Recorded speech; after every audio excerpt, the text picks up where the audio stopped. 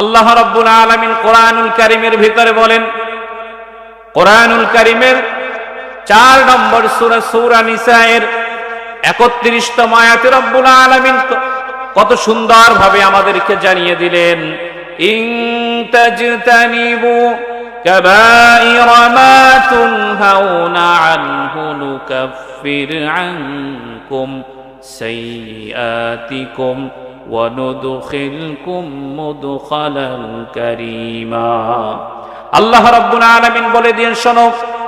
বড় বড় যে কবিরা গুনাহগুলো আছে, তোমরা যদি এই গুনাহগুলো থেকে বেঁচে থাকো, আমি রব্বুল আলামিন